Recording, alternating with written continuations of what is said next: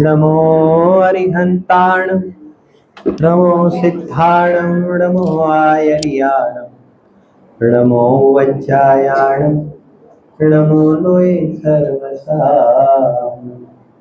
सर्वव्यापक चिद्रूप स्वरूपाय परात्मने स्वोपलब्धि प्रसिद्धाय ज्ञानानंदात्मने नमः। आचार्य भगवान कुंकुम देव द्वारा रचित श्री प्रवचन सार ग्रंथाधिराज विराजमान છે અને તેની અંદર આપણે ગે તત્વ પ્રજ્ઞાપનના અંતર્ગત જ્ઞાન ગે વિભાગ અધિકાર પર આપણો સ્વાધ્યાય ચાલે છે।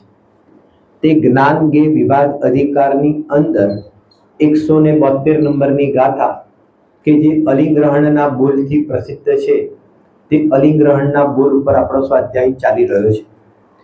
કાલે આપણે એની શરૂઆત કરતા જોયું હતું કે આચાર્ય દેવે પ્રવચન સારને છોડીને બીજા જે પરમાગમ છે તેની અંદર અલિંગ્રહણ શબ્દનો એક જ અર્થ કર્યો છે અને અહીંયા આગળ આ 172 નંબરની ગાથામાં અલિંગ્રહણના 20 અર્થ અહીંયા આગળ બતાવવામાં આવ્યા છે। અલગ અલગ એંગલ, અલગ અલગ દૃષ્ટિકોણથી અહીંયા આગળ ભેદ વિજ્ઞાનની પ્રધાનતાથી આની ચર્ચા અહીંયા આગળ જોવામાં આવી છે। આજે એ પણ બતાવીશું કે અન્ય ગ્રંથોની અંદર ત્યાં આગળ અલિંગ્રહણમાં કયો બોલ લીધો છે તે પણ જોઈશું ચર્ચા। પહેલા અહીંયા આગળ ક્રમથી સમજીએ પછી વાત એની। હવે વાત એ છે કે એની અંદર આપણે 1 થી 20 બોલની અંદર 4 ગ્રુપ કરી દીધા હતા। એ આપણને બધાને ખ્યાલ છે કે અહીંયા આગળ 1 થી 6 નું એક ગ્રુપ બતાવ્યું હતું। તેની અંદર ઇન્દ્રિય અને ઇન્દ્રિય જ્ઞાનથી ભેદ વિજ્ઞાન કરાવ્યું। પછી 7 થી 11 નંબરના ગ્રુપની અંદર ઉપયોગ શબ્દના માધ્યમથી આચાર્ય દેવે આત્માનું સ્વરૂપ બતાવ્યું। ત્યારબાદ 12 નંબરથી લઈને 17 નંબરના બોલની અંદર અલગ અલગ ડિફરન્ટ બધા અલગ અલગ પ્રકારથી એ બોલોની ચર્ચા કરી અને 18, 19 અને 20 નંબરના બોલની અંદર એની અંદર આપણે ગુણભેદ પર્યાય ભેદથી પાર આત્માને બતાવ્યો અને 20 નંબરના બોલની અંદર શુદ્ધ પર્યાયને જ આત્મા કહેવામાં આવ્યો। તેવી રીતે એ 18, 19, 20 નું આપણે એક અલગથી ગ્રુપ પાડ્યો। તેમાં ચાલતા વિષયની અંદર જે પહેલો બોલ કાલે આપણે ચાલ્યો કે આ આત્મા ઇન્દ્રિયોથી જાણતો નથી, તો તેની અંદર ઇન્દ્રિયોથી જાણતો નથી તો એની અંદર કોની સિદ્ધિ કરી? તો કે છે કે આ આત્માના સ્વભાવની સિદ્ધિ કરી। તો કે આમાં આત્માનો શું સ્વભાવ આવે? તો કે છે કે આત્માનો સ્વભાવ છે તે અતિન્દ્રિય જ્ઞાનમય છે। તો કે છે કે આત્મા ઇન્દ્રિયોથી જાણે તેવો તે ગે પદાર્થ નથી। અરે આત્માને જે ઇન્દ્રિયોના માધ્યમથી જે જ્ઞાન પ્રવર્તે છે ને તેને આપણે અહીંયા આગળ શું કહીએ છીએ? તેને અહીંયા આગળ આપણે ઇન્દ્રિય જ્ઞાન કહીએ છીએ। જો શબ્દનો પ્રયોગ કયો કર્યો? ઇન્દ્રિય જ્ઞાન, બરાબર ને? હવે ગજબ તો એ છે કે ઇન્દ્રિય જ્ઞાન પણ ઇન્દ્રિયથી નથી થતું। ઇન્દ્રિય જ્ઞાન પણ હકીકતમાં ઇન્દ્રિયથી નથી થતું, તો પછી એ કહે છે કે એને સંજ્ઞા કેમ મળી છે? અરે ભાઈ એનો સંયોગ જોવામાં આવે છે, નિમિત્તની પ્રધાનતાથી તેનું નામકરણ કર્યું છે કે તે જે જ્ઞાનની પ્રવૃત્તિ ઇન્દ્રિયોના માધ્યમથી પ્રવર્તન કરે છે એટલા માટે તેનું લેબલ શું આપી દીધું? કે છે કે તેનું લેબલ આપી દીધું ઇન્દ્રિય જ્ઞાન। પરંતુ તે જ્ઞાન પણ ખરેખર આત્માથી થાય છે, આત્મામાંથી ઉત્પન્ન થાય છે। તો કે છે કે કોનું જ્ઞાન? અરે કોઈનું બી જ્ઞાન। હકીકતમાં જ્ઞાન માત્ર ક્યાંથી ઉત્પન્ન થાય છે? એ કે જ્ઞાન પોતે આત્મ સ્વભાવમાંથી તે ઉત્પન્ન થાય છે। ઇન્દ્રિયોથી જ્ઞાન થતું નથી, સ્વને પણ જાણતું નથી અને આ જે જ્ઞાન ઇન્દ્રિયો જે છે તે સ્વને પણ નથી જાણતી અને ઇન્દ્રિયો છે તે પરને પણ નથી જાણતી, કારણ કે તે ઇન્દ્રિયોની અંદર ચેતના નથી। એમ કહીને આચાર્ય દેવે અહીંયા આગળ શું ભેદ વિજ્ઞાન કરાવ્યું? આચાર્ય દેવે અહીંયા આગળ ઇન્દ્રિયોથી ભેદ વિજ્ઞાન કરાવ્યું। દરેક બોલની અંદર આપણે એનો ખુલાસો કરતા જઈશું। અહીં આ બોલમાં આચાર્ય દેવોએ ઇન્દ્રિયથી ભેદ વિજ્ઞાન કરાવ્યું અને તેનો આપણે હેતુ પણ જોયો કે તેનામાં જ્ઞાન નથી। હવે વાત એ છે કે સ્વને અને પરને જાણતો નથી, તો બીજા નંબરના બોલની અંદર હવે અહીંયા આગળ એ બતાવવા માંગે છે કે આ આત્મા ઇન્દ્રિયોથી જણાવાય યોગ્ય નથી। પહેલા અને બીજા નંબરના બોલમાં શું ફરક પડ્યો? ઓલામાં કીધું કે જાણતો નથી, અને બીજા નંબરના બોલમાં શું કીધું? બરાબર કે ઇન્દ્રિયો વડે એ જણાતો નથી. હવે જો સમજજો, ઇન્દ્રિયો વડે જણાતો નથી તો કોણ? તો કહે છે કે પોતાનો આત્મા. આ આત્મા ઇન્દ્રિયોથી સ્વને કે પરને જાણતો નથી. અને બીજા નંબરના બોલમાં એમ કહ્યું કે ઇન્દ્રિયો વડે અહીંયા આગળ પોતાનો આત્મા એ કહે છે કે જણાતો નથી. એની અંદર શું સિદ્ધ કરે છે? એની અંદર પણ શું સિદ્ધ કર્યું? જરા સમજો, એમાં સિદ્ધ શું કર્યું? એની અંદર આચાર્ય દેવે પોતાનો પ્રમેયત્વ ગુણ સિદ્ધ કર્યો. જરા બરાબર સમજજો. આચાર્ય દેવ કહે છે કે આ આત્મા અહીંયા આગળ કહે છે કે પોતે પોતાના જ્ઞાનમાં પોતાના સ્વભાવથી જણાય એવો તો તે ગે પદાર્થ છે, પરંતુ કે છે કે અન્ય દ્રવ્યોથી આ આત્મા પોતાનો જણાઈ જાય તો કે છે કે એવો તે ગે પદાર્થ નથી. જરા બરાબર સમજો. ગુરુદેવ શ્રીના પ્રવચનની અંદર તેમણે એક અલગ ટોન મૂક્યો, અને ગુરુદેવ શ્રીએ ત્યાં આગળ કીધું કે જગતના જીવો એમ માને છે કે આ શાસ્ત્રથી આત્મા જણાઈ જાય. અત્યારે જણાવવાની વાત છે, શબ્દ પ્રયોગ બરાબર સમજો. તો કે છે કે આ શાસ્ત્રથી આત્મા જણાઈ જાય. તીર્થંકર પરમાત્માની વાણીથી કે છે કે આત્મા અહીંયા આગળ જણાઈ જાય. તો કે છે કે ના, એ કે શાસ્ત્ર અને કે છે કે આ તીર્થંકર પરમાત્માની વાણી તો કે છે કે તે બધાથી ન જણાય. પછી એમને શું યાદ કરાવ્યું? કારણ કે છે કે તે બધું પણ શું છે? એટલે કે છે કે તે બધું પણ ઇન્દ્રિયો છે. શાસ્ત્ર પણ શેમાં જશે? શાસ્ત્ર ક્યાં આગળ આવી એ વાત? બહુ સરસ. 31 નંબરની ગાથાની અંદર દ્રવ્ય ઇન્દ્રિય, ભાવેન્દ્રિય અને ઇન્દ્રિયના વિષયભૂત પદાર્થ. તો દ્રવ્ય ઇન્દ્રિયને પણ ઇન્દ્રિય કીધી, ભાવેન્દ્રિયને પણ ઇન્દ્રિય કીધી. અને આચાર્ય ભગવાન એ જે ભાવેન્દ્રિયના જે વિષયભૂત પદાર્થ એટલે શું? કે દાખલા તરીકે આ કાન છે તે દ્રવ્ય ઇન્દ્રિય છે. કાનના માધ્યમથી જે જ્ઞાનનો ઉગાડ છે ક્ષયોગ સમૃદ્ધ, તે ભાવેન્દ્રિય છે. અને તેનો અહીંયા આગળ વિષય બને છે શબ્દ. તો તે પણ અહીંયા આગળ શું કહેવામાં આવશે? તેને પણ આચાર્ય દેવની શૈલીમાં અહીંયા આગળ કહે છે કે ઇન્દ્રિય કહેવામાં આવે છે. તો કહે છે કે આ તીર્થંકર પરમાત્માની જે વાણી છે એટલે કે તે શબ્દ છે, તેના માધ્યમથી મારો આ આત્મા એ કે છે જ્ઞાનમાં જ્ઞાત થઈ જાય, જણાઈ જાય. એ કે છે કે એવો મારા આત્માનો સ્વભાવ નથી. તો કે છે કે તમે આ વાણીને પણ ઉડાડી દો છો, તમે આ શાસ્ત્રને પણ ઉડાડી દો છો. તો પછી કહે છે કે આત્મા કેવી રીતે જણાય? કારણ કે એક બીજી પણ સાથે વાત એ કહું તમને કે અમૃતચંદ્ર આચાર્ય દેવની જે શૈલી રહી છે ને, સમયસારની પણ શૈલી અને પ્રવચન સારની પણ શૈલી, તેની અંદર પરમતનું ખંડન પણ એમને સારી રીતે કર્યું છે. શબ્દાર્થ, નયાર્થ, મતાર્થ, આગમાર્થ અને ભાવાર્થ એવી રીતે શબ્દનો અર્થ અને વાક્યના અર્થ કરવાના હોય છે.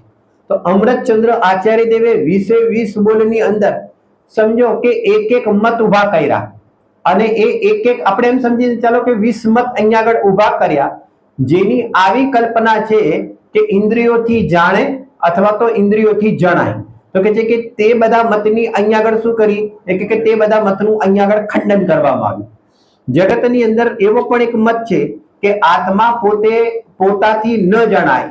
તો એવા મતની સામે તેનું ખંડન કર્યું કે ના, આત્મા પોતે પોતાથી એટલા માટે જણાય. કેવી રીતે જણાય? કારણ કે જણાય એમ કીધું પછી આપણે તરત જ બીજો પ્રશ્ન શું હોય કે ભાઈ પોતે પોતાથી કેવી રીતે જણાય? તો કે છે કે તેની અંદર કે છે કે પ્રમેયત્વ નામનો ગુણ છે, એના કારણે પોતે પણ પોતાના જ્ઞાનની અંદર તે પોતે વિષય બની જાય. એટલા માટે કહે છે કે તેને અન્ય ઇન્દ્રિયો કે અન્ય વાણીની કે અન્ય શાસ્ત્રની તેને અપેક્ષા જોવામાં આવતી નથી. જો 47 શક્તિ છે ને, એમાં એક શક્તિ છે, યાદ આવે છે અત્યારે? પ્રમાણ પ્રમેય શક્તિ યાદ આવી તમને? ટ્યુબલાઇટ થઈ. શું છે એનું કાર્ય? શું છે?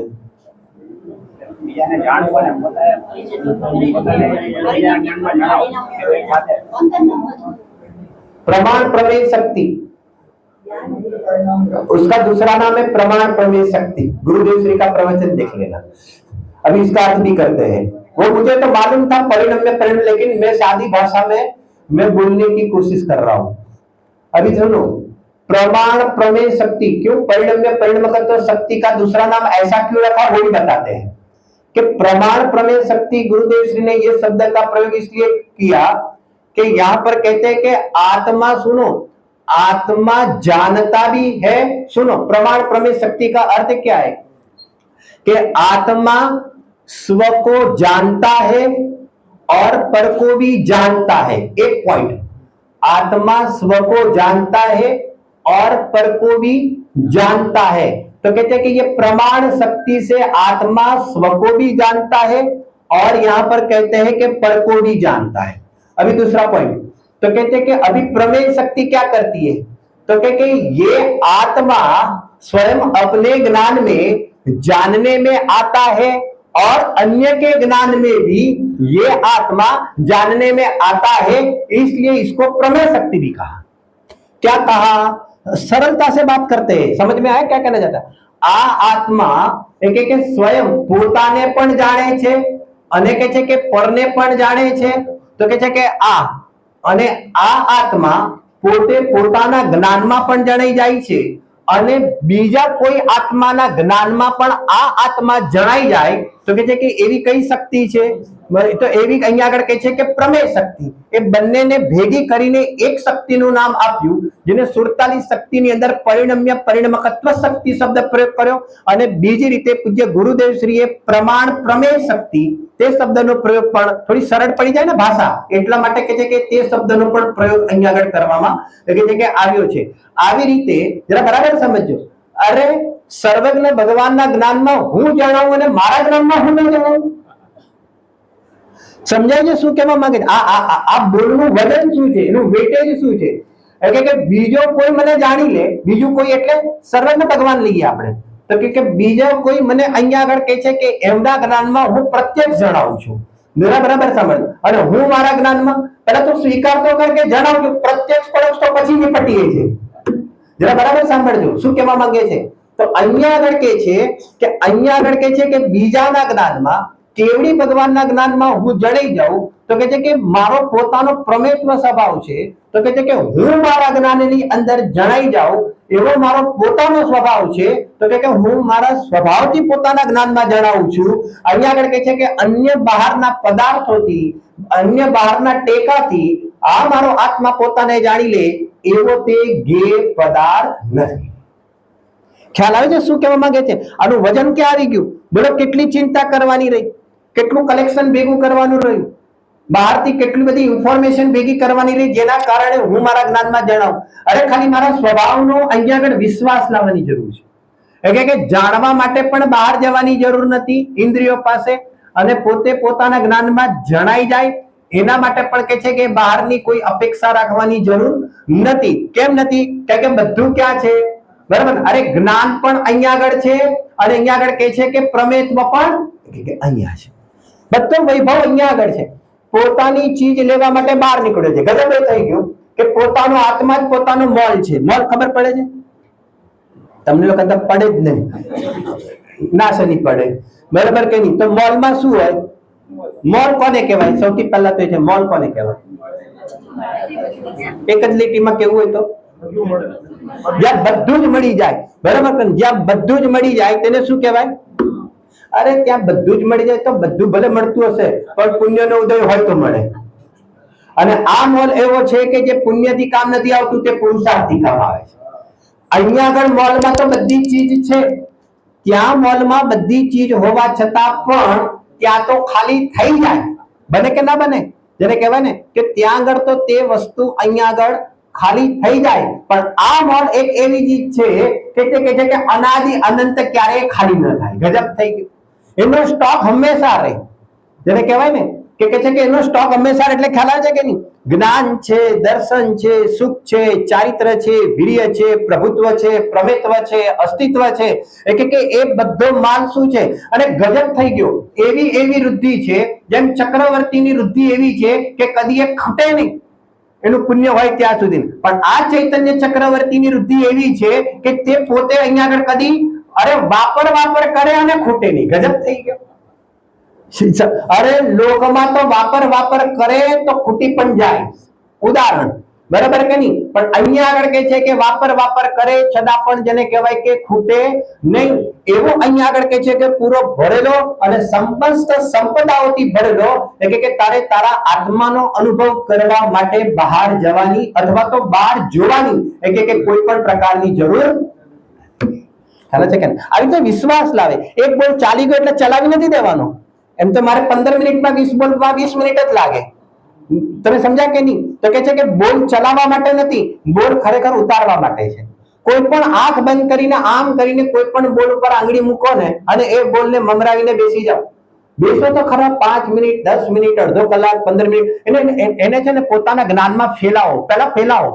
સમેટવાની આપણે શું છે ખબર છે, સમેટવાની જલ્દી ચિંતા છે, આકુરતા છે, અને ફટાફટ આમ અભેદ કરી નાખો, ફટાફટ ઓલામાં કરી નાખો, આમ અડધું સમજ્યા વગર આપણે ફટાફટ કરી નાખવા માંગીએ છીએ. એટલે કે ઉતાવળ કામ નહીં આવે, એને ઢંગથી પહેલા સમજવું પડશે. અને એવી રીતે સમજો, એવી રીતે સમજો, તમારા ભેદની અંદર એટલો મહિમા આવી જશે કે કહેવું નહીં પડે કે હવે અભેદ કરો, એ અભેદમાં જતો જ રહેશે. બહુ આ સમજવા જેવી આ પદ્ધતિ છે. તમે જતા જાઓ, તમારી દુનિયા છે, અરે તમારી દુનિયા છે, તેમાં બગીચાની અંદર આટા મારતા જાઓ અને આ બગીચો ગોળ છે, આમ રાઉન્ડ કરશો ને એટલે પાછા પોતાની જગ્યા પર આવી જ જશો. એટલે આત્મા તમને ભટકવા નહીં દે, એની શક્તિઓ તમને ભટકવા નહીં દે. અહીંયા આગળ રાઉન્ડ મારશો ને એટલે બસ એની અંદર તમે કેલી કરો. એમ અહીંયા આગળ બીજા નંબરના બોલમાં શું કીધું? બીજા નંબરના બોલમાં શું કીધું?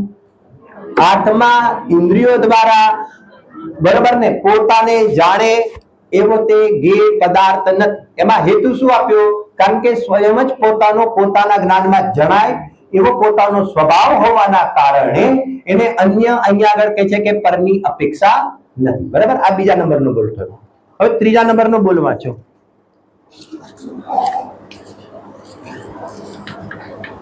હવે જુઓ, બે બોલ મેં શરૂઆતમાં વાત કરી હતી કે જે છે ને શરૂઆતના 5 બોલ, એની અંદર પહેલો નંબર અને બીજા નંબરના બોલની અંદર આપણે એમ સમજી શકીએ કે ઇન્દ્રિયોથી ભેદ વિજ્ઞાન કરાવે.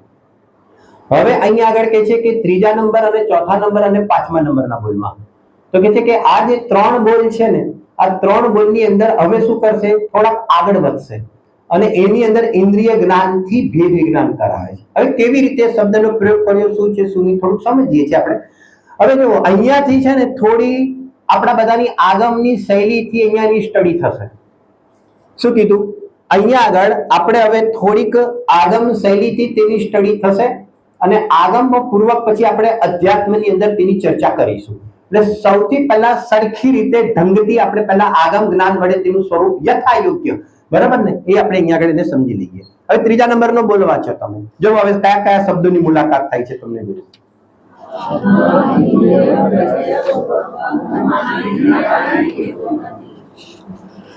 આત્મા ઇન્દ્રિય પ્રત્યક્ષ પૂર્વક અનુમાનથી જણાય તેવો નથી. જો હવે આની અંદર શું શબ્દ આવ્યો? ઇન્દ્રિય પ્રત્યક્ષ, અને બીજો શબ્દ શું આવ્યો? અનુમાન. બરાબર. હવે આ ઇન્દ્રિય પ્રત્યક્ષ એટલે શું અને અનુમાન એટલે શું? હવે જરા થોડુંક સમજો. અહીંયા આગળ શું કહેવા માંગે છે કે ઇન્દ્રિય પ્રત્યક્ષ પૂર્વક અનુમાન જ્ઞાનનો વિષય નથી, એટલે કે તે પોતે ઇન્દ્રિય પ્રત્યક્ષ પૂર્વક અનુમાન જ્ઞાનથી જણાઈ જાય તેવો તે ગેય પદાર્થ નથી. પહેલા હું દાખલો આપું, પછી આપણે ઇન્દ્રિય પ્રત્યક્ષ પૂર્વક અનુમાન એને સમજીએ. જે ગુરુદેવ શ્રીએ દાખલો આપ્યો છે તે પહેલા દાખલો આપીએ. કે દાખલા તરીકે સમજો કે એક ગર્ભવતી માં છે અને ગર્ભવતી માં જે છે તો સમજો કે કશે રસ્તા પર જઈ રહી છે, બરાબર? કઈ હવે સમજો કે કોઈ એક વ્યક્તિ તેને જોવે છે, તો કોઈ એક વ્યક્તિએ કોને જોઈ? એ માતાને જોઈ. હવે એ જે માતાને જોઈને તો જોઈ તો માતાને, પરંતુ માતાને જોઈને એને નિર્ણય શું કર્યો? બરાબર કે નહીં? જરા સમજો. માતાને જોઈને એને બાળકનો નિર્ણય કર્યો. શબ્દ સમજાય છે શું કીધું? એક ચીજ, બરાબર. હવે મારો પ્રશ્ન એ છે કે એને બાળકને જોયો છે કે નથી જોયો?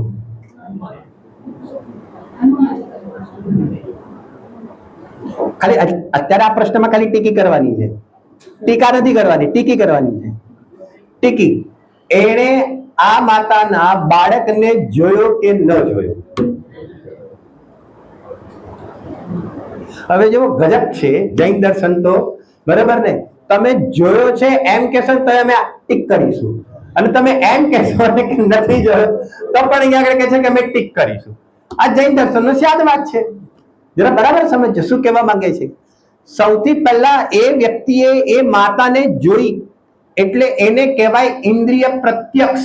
ઇન્દ્રિય પ્રત્યક્ષ કેમ કીધી? કારણ કે ચક્ષુ ઇન્દ્રિયના માધ્યમથી તેને કોને વિષય બનાવ્યો?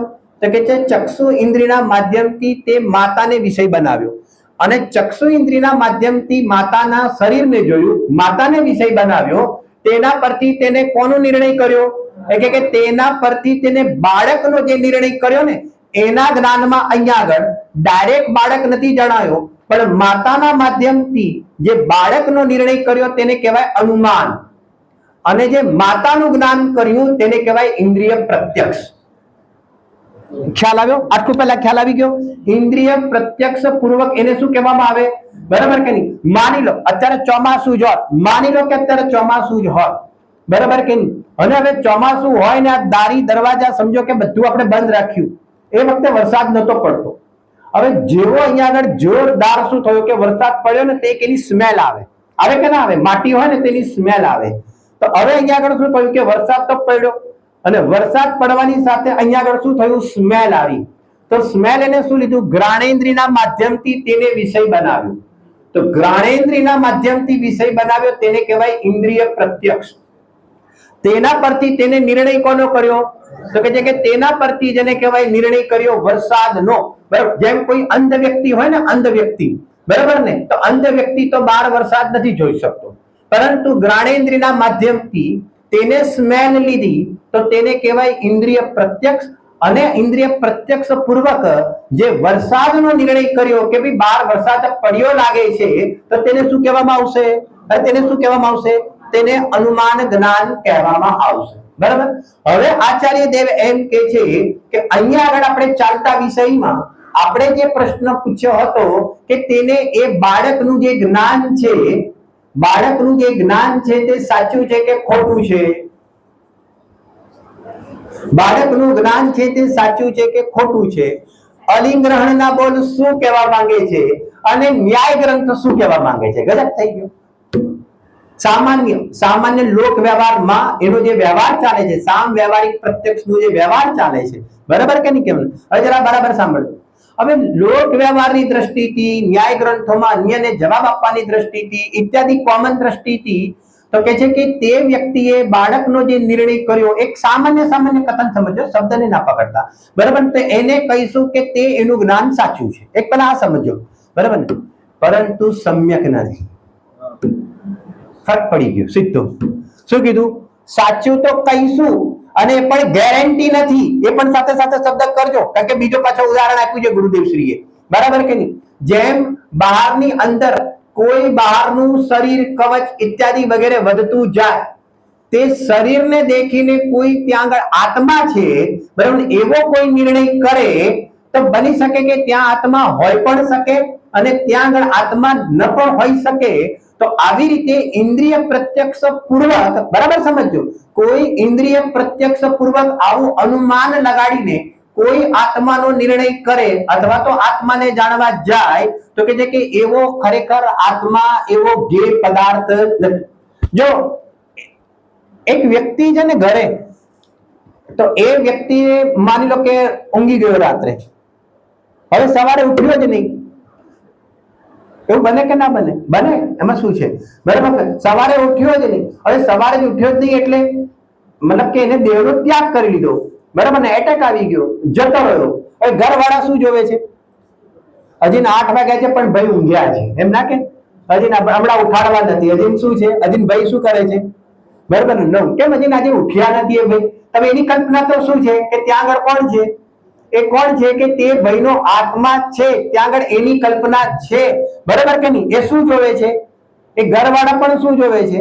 તો કે ઘરવાળા પણ તે શરીરને જોવે છે, પણ શરીરના માધ્યમથી તે શું નક્કી કરે છે કે એ છે, એ આત્મા અત્યારે સુતેલા છે, બરાબર કે નહીં? તો ત્યાં લોક વ્યવહારની અંદર તો તે જ્ઞાન બી પેલો ખોટું પડે કે ન પડે?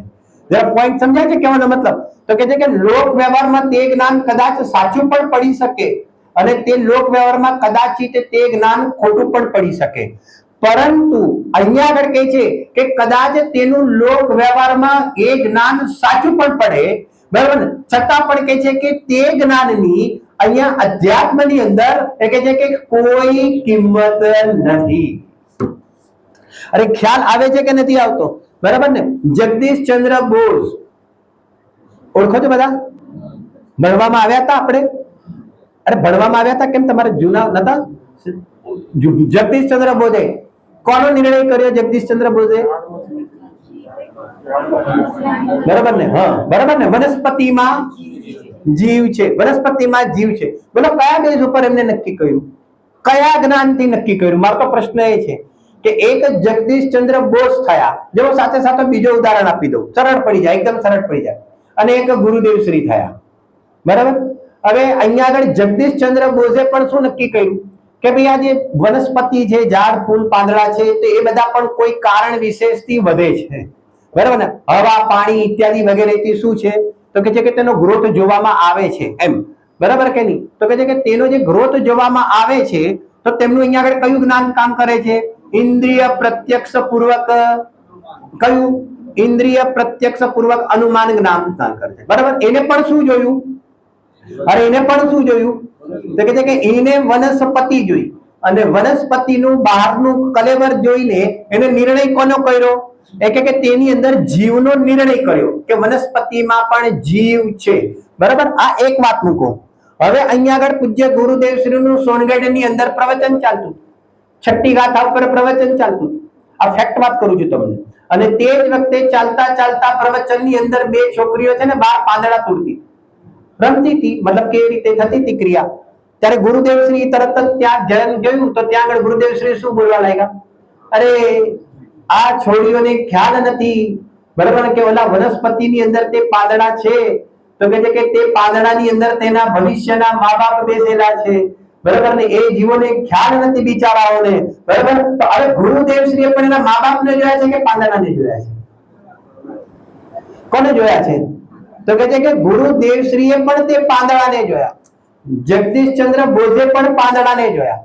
જગદીશચંદ્ર બોઝે પણ એમ કથન કર્યું કે તેની અંદર જીવ છે, અને ગુરુદેવ શ્રીએ પણ એમ કથન કર્યું કે તેની અંદર એ કહે છે કે જીવ છે, છતાં પણ જગદીશચંદ્ર બોઝનું તે કથન એ કે સાચું તો કહેવાશે પણ સમ્યક નહીં કહેવાય, અને પૂજ્ય ગુરુદેવ શ્રીનું તે વચન સાચું જ માત્ર નહીં કહેવાય પણ સમ્યક પણ સાથે કહેવાશે.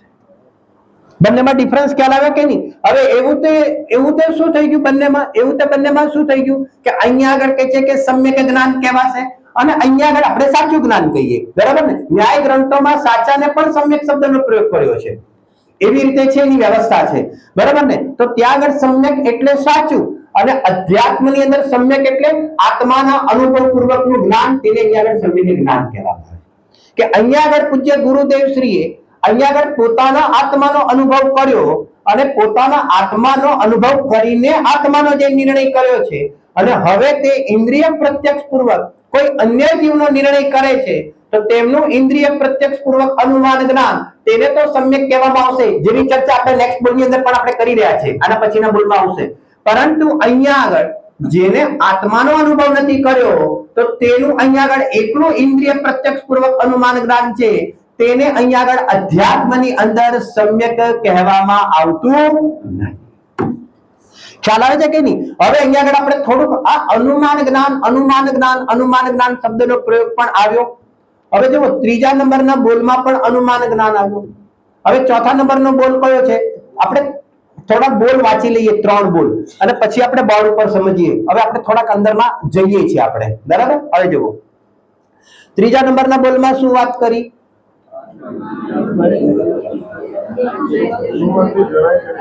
ત્રીજા નંબરમાં ઇન્દ્રિય પ્રત્યક્ષ પૂર્વક અનુમાન જ્ઞાન વડે પોતે જણાય તેવો તે ગે પદાર્થ નથી. ચોથા નંબરના બોલની અંદર શું વાત કરી? બીજાઓ દ્વારા, ચોથા નંબરના બોલમાં એવી રીતે છે, બીજાઓ દ્વારા આ આત્મા અનુમાન જ્ઞાન વડે જણાઈ જાય તેવો તે ગે પદાર્થ નથી. શું ફરક પડ્યો? જરા બરાબર સાંભળજો, એ કરીએ છીએ, એની ચર્ચા કરીએ છીએ પહેલા. અને પાંચમા નંબરના બોલની અંદર શું વાત કરી? કે આ આત્મા અનુમાન જ્ઞાનથી પોતાને કે બીજાને જાણે એવો તે ધ્યેય પદાર્થ નથી.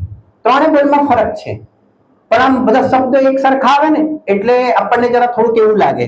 ખ્યાલ આવ્યો? ઇન્દ્રિય પ્રત્યક્ષ પૂર્વક અનુમાન જ્ઞાનનો વિષય નથી. પછી જો ચોથા નંબરના બોલમાં માત્ર અનુમાન જ્ઞાનનો વિષય નથી એવું આવ્યું. કેવળની મુલાકાત થઈ તમને? બરાબર ને? માત્ર અનુમાન કરનારો નથી, બરાબર કે નહીં? અને પછી અહીંયા આગળ કીધું કે અનુમાનથી પોતાને કે પરને જાણે, તો કે છે કે તેવો તે જ્ઞેય પદાર્થ એ કે છે કે નથી. બરાબર ને? હવે જરા સાંભળજો, આપણે થોડુંક હવે જરા બેઝિક જઈએ છે કે સૌથી પહેલા અનુમાન જ્ઞાન કોને કહેવાય? હવે શાસ્ત્રની અંદર એની પરિભાષાઓ પણ છે. સાધનથી સાધ્યનું જ્ઞાન તેનું અનુમાન જ્ઞાન કહેવાય. હવે સાધન સમજાવો, સાધ્ય સમજાવો, તમે સમજ્યા કે બધા પાછા અંદર જાઓ, બરાબર? એટલે કદાચ આપણે શાસ્ત્રીય શબ્દોના પ્રયોગ ન કરતા થોડા ઉદાહરણોને લઈને થોડું સમજતા જઈશું ને તો થોડું સરળ પડી જશે. બરાબર કે નહીં? હવે જુઓ, વાત એમ છે, હવે થોડોક ઉપયોગ 10 મિનિટ માટે છે ને ટોટલી તમે આજે કોઈ પ્રોગ્રામ નથી રાતે રાખ્યો, આજે રાત્રે એક પ્રોગ્રામ નથી, બરાબર કે નહીં? એટલે તમે બધા એકદમ ટેન્શનલેસ થઈ જજો. આપણને જગતની અંદર જ્યારે કોઈ પણ પદાર્થનું અહીંયા આગળ જ્ઞાન થાય ત્યારે એક પદ્ધતિ એવી છે કે તે પદાર્થનું જ્યારે સૌપ્રથમ જ્ઞાન થશે તો આપણે એનું નામ આપીએ છીએ મતિ જ્ઞાન. બરાબર? તો મતિ જ્ઞાન પહેલા એક નિયમ એવો છે કે તે મતિ જ્ઞાન પહેલા જ્યારે સર્વપ્રથમ જાણીએ છીએ તો તે દર્શન ઉપયોગ પૂર્વક જ તે મતિ જ્ઞાન થશે. એટલે સૌથી પહેલામાં પહેલો તે પદાર્થ સંબંધીનો જો બોર્ડમાં સૌથી પહેલા શું લખ્યું અહીંયા આગળ એ કે છે કે દર્શન ઉપયોગ થાય છે. બરાબર? એટલે પદાર્થનો સામાન્ય પ્રતિભાસ, બરાબર કે ભેદ પાડ્યા વિના પદાર્થને સામાન્ય સત્તા માત્રનું જેને કહેવાય અહીંયા આગળ અવભાષણ થાય તેને દર્શન ઉપયોગ કહેવામાં આવે છે. ત્યારબાદ અહીંયા આગળ જે સૌથી પહેલા જે જ્ઞાનની પ્રવૃત્તિ જોવામાં આવશે તો તેની અંદર મતિ જ્ઞાનની પ્રવૃત્તિ જોવામાં આવશે. દર્શન ઉપયોગ પૂર્વક ડાયરેક્ટ શ્રુત જ્ઞાન ન થાય, દર્શન ઉપયોગ પૂર્વક પહેલા મતિ જ્ઞાન થશે. અને મતિ જ્ઞાનની અંદર સૌથી પહેલી એની કઈ ફાઇલ ખુલશે? આપણે ક્રમથી લઈએ છીએ, બરાબર ને? બીજા બી ઘણી બધી વાતો છે, હમણાં અહીંયા આગળ ક્રમથી ચાલીએ છીએ કે સૌથી પહેલા તેને અવગ્રહ જ્ઞાન થશે, ઈહા થશે, એના પછી અવાય થશે અને એના પછી ધારણા જ્ઞાન થશે. અને મારા ખ્યાલથી હું સમજુ ત્યાં સુધી તમને બધાને અવગ્રહ, ઈહા, અવાય બધાને ખ્યાલ જ છે, બરાબર ને? હા પાડો એટલું આગળ વધુ. પણ નિલેશભાઈ મને હા કેવી રીતે પાડીએ? બરાબર ને? એટલા માટે તમારે કયા ગ્રંથનો અભ્યાસ કરવાનો ભાઈ? કયા ગ્રંથનો અભ્યાસ કરવાનો? આ બધાની મુલાકાત ક્યાં થશે તમને? તમે તત્વાર સૂત્રમાં જતા રહો, બરાબર ને? અને રામજી દાદાની ટીકા એકદમ સરળ પડે, બધાને આમ ખ્યાલ આવે, બરાબર ને? તો તમે રામજી દાદાની ટીકા અવશ્ય વાંચજો. બીજા બધા પણ તત્વાર સૂત્રની ટીકા અવશ્ય વાંચજો. હવે એની અંદર તમે અહીંયા આગળ જુઓ કે સૌથી પહેલા એ પદાર્થનો અવગ્રહ થાય, બરાબર ને? કંઈક જાણવું થાય, એના પછી ચેષ્ટા થઈ, આમ છે કે આમ છે, એની અંદર એના આગળ જઈને પછી કોઈ એક નિર્ણયમાં આવ્યા કે ના અમે જોયું છે તે માઇક જ છે, બરાબર છે, તે જેને કહેવાય તે અવાયમાં જશે. હું ફટાફટ બોલું છું. અને તેના પછી તે પદાર્થ સમજો કે તમારો ધારણા સંબંધીનો ક્ષયોક્ષમ છે તો તમને તે કાલાંતરમાં પણ તમે વિસ્મરણ નહીં થાય તો એ તમને યાદ રહેશે. તો તમને જે જે પદાર્થોનું જ્ઞાન થયું અને એ તમને યાદ રહે છે તો તેને કહેવાય ધારણા. બરાબર? આ ભલે આપણે રૂટીન વ્યવહારમાં આ આપણે અગ્ર, ઈહા, અવાય, ધારણા કરતા રહીએ છીએ, પણ આને આ કહીએ એવું આપણને ભલે ખ્યાલ ના હોય, પણ આવી ટાઈપનું આપણે એક સામાન્ય સમજીએ છીએ કે જે પદાર્થ આપણે જાણીએ છીએ. આ બરાબર પકડી રાખજો, આ સીધો સ્વાનુભવ સાથે આપણને આ કામમાં આવે એવો વિષય છે, પણ પહેલા સરખી રીતે સમજીએ લોક વ્યવહારના દ્રષ્ટાંતથી, પછી આપણે અધ્યાત્મમાં લગાડીએ. તો કહેવાનું તાત્પર્ય એ છે, સાથે એ પણ વાત બીજી પતાવી દઉં કે અહીંયા આગળ જે પદાર્થ સંબંધીનો માની લો કે અવગ્રહ સંબંધીનો ક્ષયોક્ષમ જ હોય અને માની લો કે તે પદાર્થ સંબંધીનો ઈહાનો ક્ષયોક્ષમ નહીં હોય તો અવગ્રહ થઈને જ્ઞાન છૂટી જશે. જરૂરી નથી કે આગળ ઈહા થાય, જરૂરી નથી કે અવગ્રહ ઈહા થયું તો તમારો નિર્ણય થાય જ એવો નિયમ નથી. ક્ષયોક્ષમ તે સંબંધીનો હશે તો તમારો અહીંયા આગળ અવાય થશે. અને જરૂરી નથી કે તે પદાર્થનો નિર્ણય થયા પછી પણ ધારણા થાય પણ કરી અને ધારણા એ કે છે કે ન પણ. તમે બધા અહીંયા આગળ સ્કૂલમાં પાકું કરતા હશો ને, સ્કૂલમાં હતા ત્યારની વાત કરું છું. તો તો સ્કૂલની અંદર જ્યારે તમે પાકું આપણે સ્કૂલને જવા દો ને, કાલની જ વાત કરીએ ને, એમાં સ્કૂલમાં જવાની ક્યાં જરૂર છે? આપણે કાલે આપણે બધાને શું થયું હતું? અઠવાડિયાથી બધા મહેનત કરતા હતા કે નતા કરતા? અરે 100% કરી જોઈએ ને કહેવાનો મતલબ. કારણ કે સવાલ કોનો હતો? ખાલી જગ્યાનો. બરાબર કે નહીં કહેવાનો? તો કે છે કે મહેનત તો આપણે બધા અહીંયા આગળ કરતા હતા, પરંતુ અહીંયા આગળ શું થઈ ગયું? તો કે તપાણા અહીંયા આગળ સમજો કે આપણે બોલીએ મહેનત 100% કરી હતી, એમ હોવા છતાં પણ કોઈ ડાયલોગ આપણે શું થતું હતું? બરાબર ને કે ભાઈ આ બરાબર છે, ભાવ ભાષણ પણ થઈ ગયું, આ પણ બરાબર છે, આવી રીતે જ બોલવાનું ક્યાં છે, છતાં પણ અહીંયા આગળ શું થઈ જાય કે ક્યારેક આપણે કોઈ લીટી કોઈ શબ્દ આગા પાછા છૂટી જતા હતા. તો એવું કેમ થતું હતું? તમે કલ્પના કરી છે એક વાક્યમાં પણ એટલા શબ્દ છે તો તે બધા શબ્દોનો પણ જેટલાની ધારણા છે ને તે શબ્દ યાદ આવશે, જેની ધારણા નહીં હોય તે છૂટી જશે. એક આખું વાક્ય યાદ રહેવા માટે પણ આખા વાક્યના શબ્દો સંબંધીની પણ ધારણા હોવી આવશ્યકતા છે. આ જ્ઞાન કેટલું બધું પરાધીન અને હીણું છે એમ કહેવા માંગે છે આચાર્યજી. બરાબર ને? પણ હવે આવી જ છે, છદ્મસ દશામાં આવી રીતે તેની મુલાકાત છે. તો અહીંયા આગળ કહેવાનું તાત્પર્ય એ છે કે તમે કોઈ પણ જાણકારી લો છો તો તે સંબંધીનો ક્ષયોક્ષમ હોય તો તમારું અહીંયા આગળ ધારણા જ્ઞાન થયું. બરાબર? હવે અહીંયા આગળ ધારણા સુધી પહોંચ્યા પછી હવે શું થાય છે કે જે અવૃત્તિ, ઈયાસ, અવય અને ધારણા તે બધાની અંદર ઇન્દ્રિય અને મનની નિમિત્તતા જોવામાં આવે છે. મેં લખ્યું છે ત્યાં આગળ 336 ભેદ બતાવ્યા છે આચાર્ય દેવે મતિ જ્ઞાનના, અને તેની અંદર આ બધી ચીજોની મુલાકાત થશે. તો અહીંયા આગળ સામાન્ય રૂપથી કહીએ છીએ, ફરીથી બોલું છું, જરા ઉપયોગ સૂક્ષ્મ કરજો કે અવગ્ર, ઇહા, અવાય અને ધારણા તે સંબંધી અહીંયા આગળ જે જ્ઞાન થાય છે તેની અંદર ઇન્દ્રિય અને મનની નિમિત્તતા જોવામાં આવે છે. આ એક પોઈન્ટ થયો. હવે બીજો પોઈન્ટ. હવે વાત એ છે કે ધારણા જ્ઞાન પછી બીજી હવે ફાઇલો ખુલતી જાય છે, અને બીજી જે ફાઇલો ખુલતી જાય છે તેનું આચાર્ય દેવ નામ આપે છે સ્મૃતિ, પ્રત્યભિજ્ઞાન. બોર્ડ ઉપર જોજો, તર્ક અને અનુમાન. હવે આ જે સ્મૃતિ, પ્રત્યભિજ્ઞાન, તર્ક અને અનુમાન એ બધા જે જ્ઞાન થાય છે તે મન દ્વારા થાય છે. આ પદ્ધતિ પહેલા સમજો. બરાબર? સ્મૃતિ, પ્રત્યભિજ્ઞાન, તર્ક અને અનુમાન જ્ઞાન આ બધા એક કોમન રૂપથી આપણે એને એમ કહીશું કે આ બધા જ્ઞાનો આપણે મન દ્વારા અહીંયા આગળ જોવામાં આવે છે. અહીં સુધી આપણે પહોંચ્યા. હવે જુઓ, હવે વાત એ છે કે સ્મૃતિ એટલે શું? સ્મૃતિ જ્ઞાન એટલે શું? સ્મૃતિ એટલે પૂર્વની અંદર જે પદાર્થનું આપણે જ્ઞાન કર્યું હતું તો અહીંયા આગળ વર્તમાનમાં તેનું યાદ આવવું, બીજા શબ્દ પ્રયોગ કરીએ તો વર્તમાનમાં તેનું સ્મરણ થવું, તો કહે છે કે તેને સ્મૃતિ જ્ઞાન કહેવામાં આવે છે.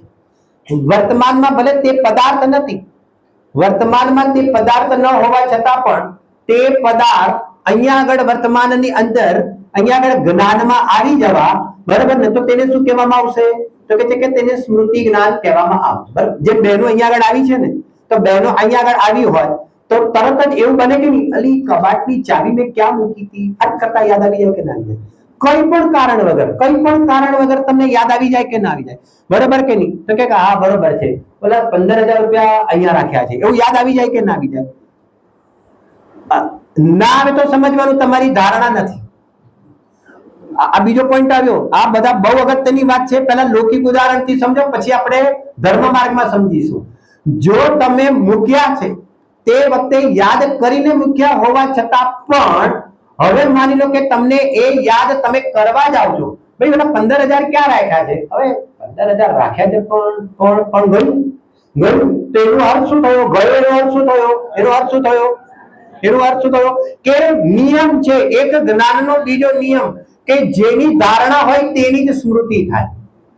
જો જેની ધારણા ન હોય, ધારણા સંબંધીનો જો ક્ષયોક્ષમ ન હોય, સાંભળજો, તેની જે લબ્ધિ જ્ઞાનની અંદર લબ્ધિ ઉપયોગ ભાવેન્દ્રિયમ, તો તેના લબ્ધિ જ્ઞાનની અંદર, તેના ઉદાહરણ જ્ઞાનની અંદર ધારણા સંબંધીનો તેનો ક્ષયોક્ષમ હોય તો જ તે અહીંયા આગળ ઉપયોગ મૂકીને તેનું અહીંયા આગળ સ્મૃતિ રૂપ પરિણમન જોવામાં આવે.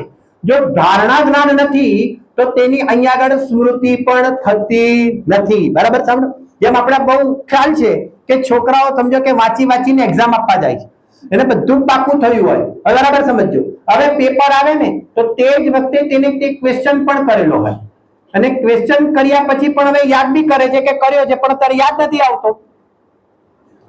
નથી એવું બને છે કે નથી બનતું?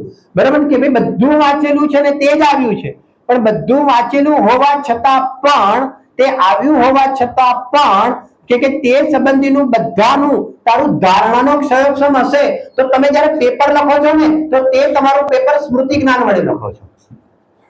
જરા સમજાય છે શું કહેવા માંગે છે? હવે તમને એક બીજી વાત અગત્યની કહું કે હવે થયું શું ખબર છે, એ છોકરો છે ને જે બે ના આવડ્યા તે છોડી દીધા અને જેવો બહાર આવ્યો ને તેવું યાદ આવ્યું પાછું. અરે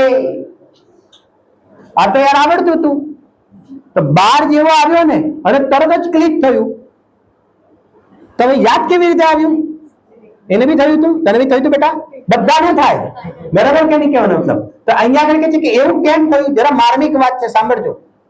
કે એવું એટલા માટે થયું કે સાંભળજો, ધારણા સંબંધીનો ક્ષયક્ષમ તો હતો, પરંતુ તે વખતે 3 કલાકના પેપર વખતે અહીંયા આગળ સ્મૃતિ સંબંધીનો ઉપયોગ રૂપ ક્ષયક્ષમ કામ નતો કરતો. અને વળી પાછો તે બહાર નીકળ્યો તો અહીંયા આગળ સ્મૃતિ સંબંધીનો ક્ષયક્ષમ કામ કરવા લાગ્યો. જો ધારણામાંથી આખી ફાઇલ ખરેખર ઉડી જ ગઈ હોત ને, ધારણામાંથી આખી ફાઇલ જો આખી નાખી ઉડી જ ગઈ હોત ને તો તેને હવે જિંદગીમાં ક્યારે તે વાત યાદ નથી આવવાની, પરંતુ ફરીથી પાછી તે વાત યાદ આવે છે. એનો અર્થ એ થયો કે તેના ઉગાડ જ્ઞાનની અંદર ધારણાની ફાઇલ તો હતી, પરંતુ તે વખતે શું થઈ ગયું કે ઉપયોગરૂપ સ્મૃતિ જ્ઞાનનો ક્ષયક્ષમ નતો, એટલા માટે કહે છે કે તે વખતે તેને યાદ નતું આવ્યું. અને અહીંયા આગળ જે યાદ આવી ગયું તરત જ, તો વળી પાછું ધારણા હોય તો જ સ્મૃતિ થાય. આપણે નિયમ બાંધ્યો, આચાર્ય દેવ નિયમ બાંધે છે, તો ધારણા હોય તો સ્મૃતિ થાય. તો ફરીથી યાદ આવવા માટે શું જરૂર પડી? ધારણા તો હતી અને ફરીથી પાછો અહીંયા આગળ જેને કહેવાય શું થઈ ગયું કે યાદ આવી ગયું. હવે થોડુંક લગાડું. હવે જયારે ઓલો કસાઈનો પારો ચડે ને, બરાબર કે નહીં, કે પોતાની ઈચ્છા અનુસાર સમજો જગતની અંદર કંઈક બીજું બન્યું હોય, બરાબર કે નહીં. ઘરે કેરી લાવ્યા હોઈએ અને મન મલકાતા કેરી લાવે, છતાં પણ શું થઈ ગયું કે ભાઈ ઘરે દાળ મૂકી, હવે ઘરે દાળ મુકાઈ ગઈ અને આ ભાઈ તો ફુંગરીને અહીંયા આગળ 1200 રૂપિયા વાળી કેરી લાવ્યા હોય. હવે અહીંયા આગળ તો જમતા વખતે તો મુંગેરીલાલના સપના જોઈ જઈને બેસ્યા હોય કે રસે આવશે, કોરી દાળે આવશે, બરાબર ને, અને પછી ઢોકળાએ આવશે, મેનુ બનાવી દીધું ભાઈએ. અને થાળીમાં શું આવી ગયું? અરે થાળીમાં શું આવી ગયું કે ભાઈ કેમ? કારણ કે ઓલીને ટાઈમ નતો ભાઈ, ફટાફટ મુકાઈ જાય કુકરની સાથે, બધું સાથે. અત્યારે ગોળવાને છોલવાને બધું કોણ બેસે, બરાબર? એને બપોરે કઈ વેવાઈ આવવાના હશે, તને સાંજે એટલો પ્લાન હશે, એટલા માટે બપોરે આ દાળ બની. હવે અહીંયા આગળ આવ્યા ભાઈ ઘરે, બરાબર સાંભળજો, હવે અહીંયા આગળ આવતાની સાથે અહીંયા આગળ શું થઈ જાય? બરાબર કે નહીં, જેને કહેવાય ને શું થઈ જાય? શું જાય કહો મને? અહીંયા આગળ શું થઈ જાય? હવે તમે મને એમ કહો કે અહીંયા આગળ જેને બધાને આવું થતું લાગે છે, અંદર તરત જ સમજો ને પોતાના અનુભવ કેવા કામમાં આવી જાય છે, બરાબર કે નહીં? હવે સાંભળજો, આ બહુ અગત્યની વાત સાંભળજો. હવે અહીંયા આગળ શું થાય છે ખબર છે? હવે અહીંયા આગળ ભાઈનો પારોય ચડી ગયો. તમે મને એમ કહો તેને ક્રમબદ્ધ પર્યાયનું જ્ઞાન હતું કે નતું? આજે શું બનવાનું હતું? બરાબર કે નહીં? એવું હતું કે કેરીનો રસ જ બપોરે બનવાનો હતો, બરાબર કે નહીં? અને એને શું કર્યું કે ઘરવાળાએ કે કેરીના રસ વાળી પર્યાયને શું કરી નાખી કે તે અહીંયા આગળ કાઢી નાખી અને એની જગ્યાએ શું મૂકી દીધી? કે દાળ મૂકી દીધી. શું એવું હતું? કે એવું નતું, પરંતુ અનંતકાળ પહેલા પણ શું સિદ્ધ હતું? બરાબર કે શું બનવાની હતી? કે દાળ જ બનવાની હતી. અને એ વાત બોલો આપણને પણ જ્ઞાનમાં ખબર હતી કે નથી? અરે ખબર હતી કે નથી? કે જ્ઞાનમાં ખબર હતી, પણ ક્રમબદ્ધ પર્યાયની ખબર હતી કે નથી? કે ક્રમબદ્ધ પર્યાયની પણ ખબર હતી, પરંતુ તે 20 મિનિટ જે ટેમ્પો ચડવાનો હતો ને, જે ક્રોધનો 20 મિનિટ જે ટેમ્પો ચડવાનો હતો, તો તે વખતે એક ક્રમબદ્ધ પર્યાયનું ઉપયોગાત્મક જ્ઞાન કેમ ન આવ્યું? અરે કેમ ના આવ્યું? અરે સમજાય છે કે નથી સમજાતું? કે તે ક્રમબદ્ધ પર્યાયનું તે જ્ઞાન એના લબ્ધ જ્ઞાનની અંદર વર્તતું હતું.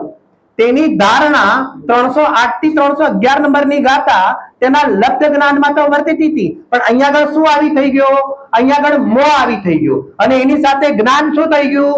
એક જોડાઈ ગયું. તો કે છે કે ક્રમબદ્ધ ને વિષય ન બનાવતા અહીંયા આગળ ક્રોધને વિષય બનાવે છે, તો તેટલો કાળ અહીંયા આગળ શું થઈ ગયું? કે તે ઉપયોગાત્મક તે વાત અહીંયા આગળ ક્રમબદ્ધની યાદ ન. હવે બીજી વાત કહું, હવે થોડી આની અંદર ગંભીર વાત. હવે ન આવી તો પ્રકૃતિ કે છે અમને કોઈ મતલબ નથી. શું કીધું? આ બીજી વાત. ન આવી તો અમને કોઈ કે અમને કોઈ મતલબ નથી. અત્યારે તમે વર્તમાનમાં કયા પરિણામથી પરિણમિત થયા છો? હવે હમણાં શ્રદ્ધા અપેક્ષા વાળી વાત થોડી ગૌણ કરજો. અત્યારે રૂટીન વાત ચાલી રહી છે, બરાબર ને? અત્યારે શું થઈ ગયું? પ્રકૃતિ તો શું કે છે? અમને કોઈ મતલબ નથી. તમે ગમે તેટલું ક્ષય જ્ઞાન લઈને બેસ્યા હોય ને, કે તમે અત્યારે કયા ભાવ રૂપે પરિણમ્યા છો? બરાબર, તો તમે અત્યારે આ ભાવ રૂપે પરિણમ્યા છો તો ફટાક કરતા શું થઈ જાય છે? અને ગજકુમાર મુનિરાજનું શું થઈ ગયું? સાધનાની અંદર કયું જ્ઞાન કામમાં આવી ગયું?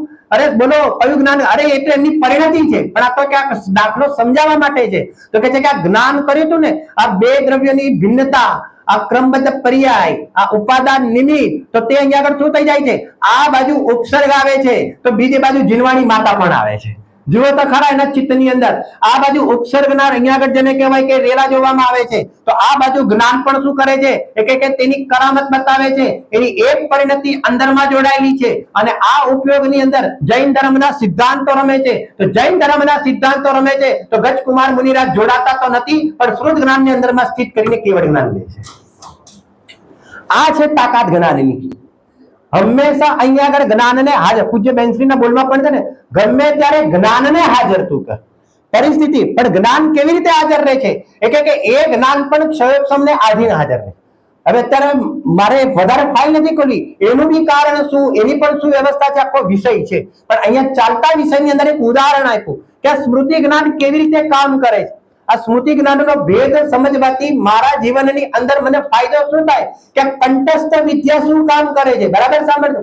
આપણે આજે આદरणीय पंडित जी यशपाल जी याद आ गए, तो ये यशपाल जी पूरी जिंदगी उन्होंने क्या किया? बराबर, इनाम देते गए. किसको इनाम देते गए? बस एक बच्चे लोगों को नक्की कराओ, पक्का कराओ, और यहाँ पर गाथा कंठस्थ कराओ, भाव कंठस्थ कराओ. આ બધી વિદ્યા ક્યાં કામમાં આવે છે? આ બધી વિદ્યા, બરાબર સાંભળજો, ખબર છે તમારો સારો ઉદય હશે ને ત્યારે બધું યાદ આવશે, જ્યારે તમારે એવી જરૂર પણ નહીં પડે. અને જ્યારે ખરાબ ઉદય આવે છે ને ત્યારે બધું શું થઈ જાય છે? કે ત્યારે એ હાવી થઈ જાય છે. નિયમ નથી કહેતા, જનરલ વાત કરીએ છીએ. અને પછી તો એ વખતે આ કંઠસ્થ વિદ્યા હશે, તત્વ જ્ઞાન હશે, તો તે સ્મૃતિમાં લાવીને કોના સાથે લડીશું? અરે કોની સાથે? કે ઉદયની સામે કે છે કે આવી રીતે આપણું સ્મૃતિ જ્ઞાન કે છે કે લડી રહ્યું છે. જો આની સાર્થકતા પણ બતાવવામાં આવશે અને અધ્યાત્મની અંદર તેની નિરર્થકતા પણ બતાવવામાં આવશે. સ્યાદ વાત છે, જૈન દર્શન સ્યાદ વાત છે. શું કીધું? કે આ એટલા માટે આ ટોપિક આગમ શૈલીથી પણ લઈએ છે અને આ ટોપિક અહીંયા આગળ અધ્યાત્મ શૈલીથી પણ લઈએ છે. એનું મૂળ કારણ શું છે? આગમને સરખી રીતે સમજીશું તો અધ્યાત્મને પચાવવાની જરૂર નહીં પડે, ઓટોમેટિકલી આમ પચી જશે. સહજતાથી તમારી બુદ્ધિ એની અંદર રમશે. બરાબર? કઈ વાત ચાલી? કયા જ્ઞાનની વાત ચાલી?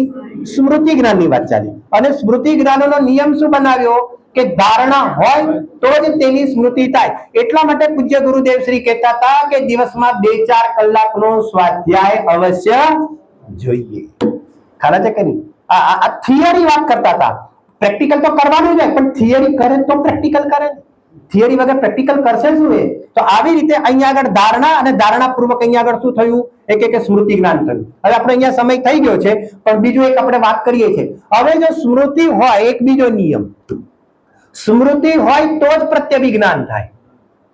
જેને સ્મૃતિ જ્ઞાન નથી હોતું તો તેને અહીંયા આગળ પ્રત્યભિજ્ઞાન પણ જોવામાં આવતું નથી. પ્રત્યભિજ્ઞાનની પરિભાષા લખી નાખો. સ્મરણ અને પ્રત્યક્ષના જોડરૂપ જ્ઞાનને પ્રત્યભિજ્ઞાન કહેવામાં આવે છે. સ્મરણ અને પ્રત્યક્ષના જોડરૂપ જ્ઞાનને, આ છોકરાઓ લખે છે ને તો બહુ ખુશી થાય છે.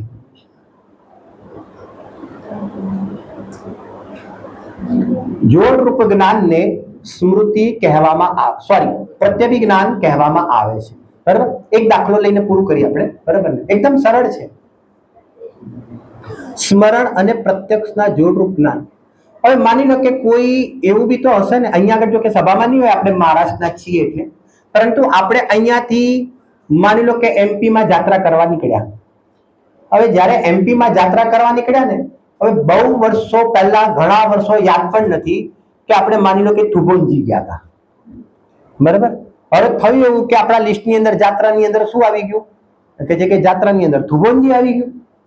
અને થુબોનજીની અંદર સમજો કે જેવા એન્ટર થયા તો એન્ટર થતાની સાથે સૌથી પહેલા તો કયું જ્ઞાન થયું?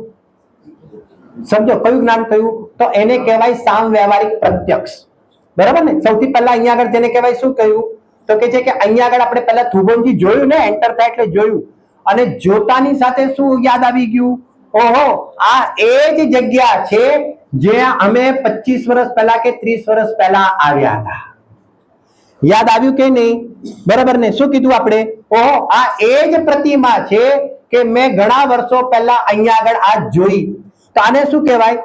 સ્મરણ અને પ્રત્યક્ષ. પ્રત્યક્ષમાં તે પ્રતિમા જોઈ અને પૂર્વનું યાદ આવી ગયું. તો કે છે કે સ્મરણ અને પ્રત્યક્ષના એ કે છે કે જોડ રૂપ જ્ઞાનને અહીંયા આગળ શું કહેવામાં આવે છે?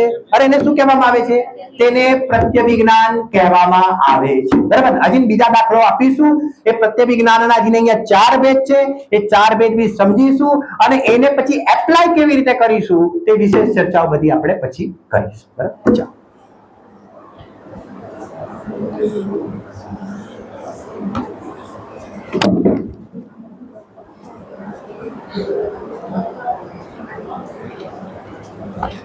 આખા